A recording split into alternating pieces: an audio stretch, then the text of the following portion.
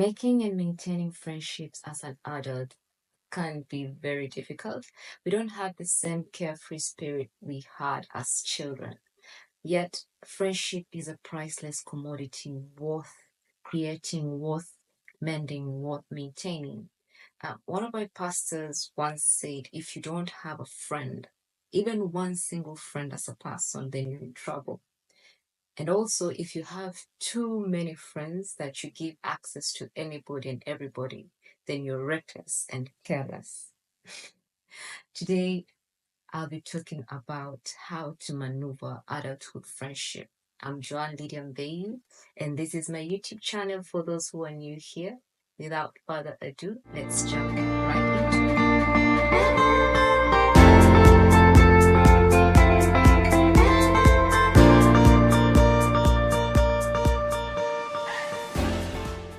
Adulthood friendships encompass the intentionality of friendships, the breaking up of friendships, and the maintenance of friendships. If I may ask, what is intentional friendship? Intentional friendship is when people choose to become friends with a purpose and on purpose. So when it comes to selecting friends, be very intentional on who you choose to be your friend. Not anybody can be your friend because that type of friendship holds a lot of privilege and it gives one a lot of privilege when it comes to the access they have to you. And when it comes to selecting friends, know that there's a difference between Peter and Judas. Peter is someone you can pray for and they can change, but Judas, forget about it. They're out to get you, they're out to betray you, they're out to do you bad. So be very intentional with your friendship. So when someone tries to get close to you with the intention of being a friend to you, ask yourself, what is the purpose of this friendship? Why do we want to start this friendship? Is there an intention behind this friendship? Or what is the objective? Or are we just being friends for the sake of being friends? God, in His own infinite wisdom, has a way of bringing people in our lives for a particular purpose, for a season, for maybe your lifetime. But in His own infinite wisdom, He has a way of just bringing people into our lives, either to be friends, to be mentors, to be just colleagues, as acquaintances. But He has His own reasons as to why He brings people into our lives. But the main purpose of bringing friends into our lives is to build up on the plans that He has for our lives. In that friendships are supposed to carry a purpose, are supposed to carry the burden that are in our lives, to share with us that burden that we carry. Whatever it is that you want to achieve as a person, as a human being, your destiny, your calling, friends are there to help you carry that purpose, that burden. So when the friendships that you have are just to meet up, uh, gossip about people, waste time, waste money, then they are very useless. Friendships are supposed to achieve a certain role in each other's lives. So when you sit back, ask yourself, the friendships that I have, what are the intentions behind these friendships? Are they out to help us grow, become better versions of ourselves? Are they out to edify both of us? Are they out to renew our minds, to change the persons that we are into the people that we see ourselves being? Or they're just out to drain us mentally, they're out to drain us financially, emotionally, and just make us become worse than how we are? So, an intentional friendship and a successful friendship must be more than the time spent together just vibing. I'm not saying that's not important. It is important, but it must be more than that. An intentional friendship is the mindfulness to being a friend, is the thoughtfulness of why both of you want to be friends to each other. So I'll take a tangent here and talk about two personalities when it comes to making friendship and the intentionality of making friendship. And these two personalities are the introvert personality and the extrovert personality. So when it comes to an adult introvert, it can be so easy for you to say that the circle of friends that I have are enough for me. It's a no entry zone. I don't need new friends. The ones that I have are just enough for me. But this kind of mentality can lock you out from meeting amazing people and meeting people who would help you maybe achieve a particular goal, or people who just help you maneuver a particular season of your life and create just wonderful memories. So having that kind of mentality of saying that I don't want new friends, the friends that I have are enough for me, can sometimes weigh you down because you just lock yourself from meeting amazing people. And for the extrovert personality, the reverse is true. The extroverts are just the life of the party. They're just a vibe, and they easily get along with everybody and anybody. So caution needs to be taken, particularly when you meet new people, because, as I said earlier, the title of friendship holds a lot of privileges when given to someone, because it gives much access to someone when it comes to you. And caution needs to be taken because not everybody deserves that access to you. The other aspect of intentionality when it comes to friendship, other than making friends, is now how do we maintain these friendships? As we grow up, responsibilities add up, we become more busier, priorities become more. So you find that you don't have much time as you used to have to meet up with friends, to ensure that those friendships continue.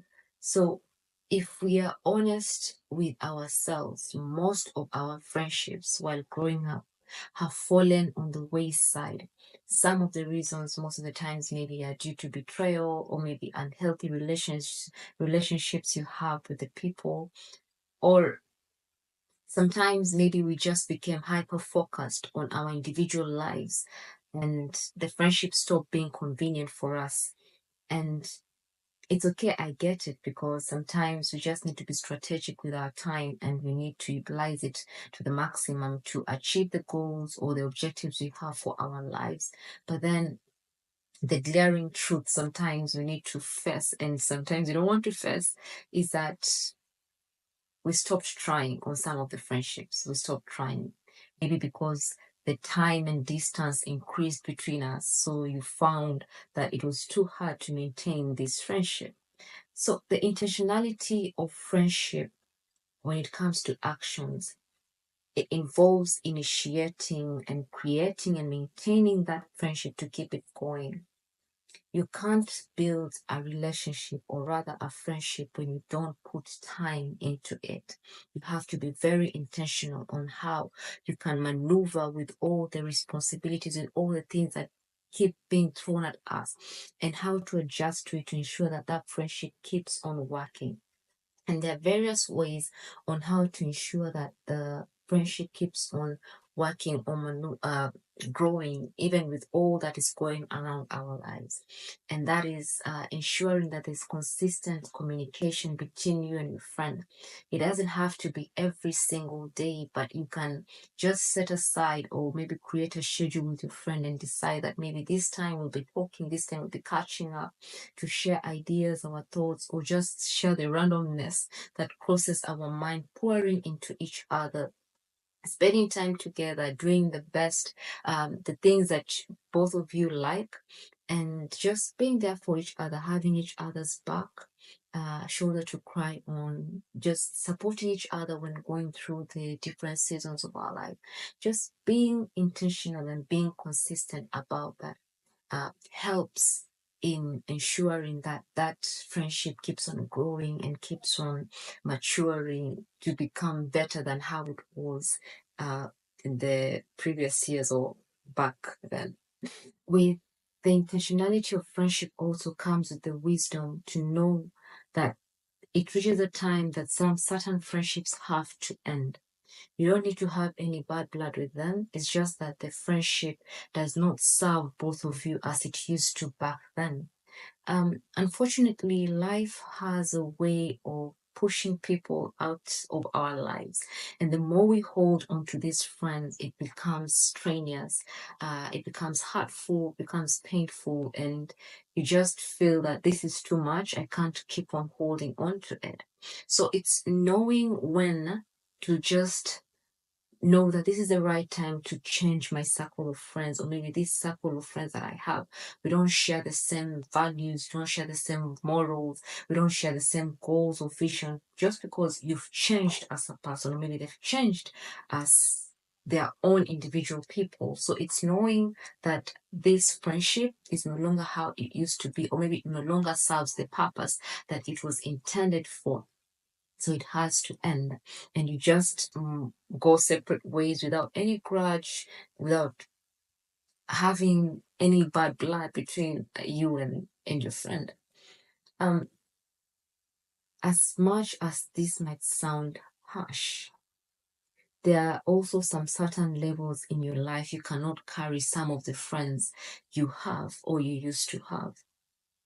As you transition through life, you move from one season to another, and there's some certain friends you cannot carry to the next season of your life or to the next phase of your life, because it becomes difficult, it becomes strenuous, or maybe it just doesn't help you to move as a person or as a human, okay, as a person who's out to achieve their goal. It just has a way of limiting you. And it's just to be able to sit down and say that, okay, I'm glad we were friends. I'm glad that back then we used to achieve a lot, but right now this friendship is not doing us good, and just calling it quits. And it also comes with that knowledge of knowing that you have to review your friendships every once in a while. Maybe you can do this after 6 months or annually, or after 2 years. Just sit down with a list of the friends you have and keep on asking yourself honest questions, and answer yourself without any bias. Be very objective with your answers. Um, I usually say that you can deceive everybody in this world, but you cannot deceive yourself. So it's knowing that I have this maybe 10 friends or 15 friends or maybe 5 friends. So going step by step, one by one, knowing that, okay, how have I benefited from this friendship with this person? Have we both grown? Have we become refined because of this friendship, or it's just out to drain both of us? So it's asking yourself these questions and answering without any subjectivity, being very objective, no matter how long you've been friends with this person. Asking your questions. I mean, asking yourself questions and answering without bias. No matter if this person is your best friend, you've been best friends since kids. Asking yourself, how has this friendship helped us over the years, and knowing how to adjust accordingly, given the answers that you've answered yourself. I also need us to understand that to have a good friendship, it needs to start from you as an individual. You need to be a good friend for that friendship to prosper, to yield fruits. Sometimes some friendships don't end or become bad because of the other person. Sometimes we are the villains. We are the ones who exude the toxicity, and we end up punishing the other person. So we need to ask and just deeply search ourselves if indeed we are good friends to our friends or to the other person. And also, in every friendship, it is so important to communicate expectations.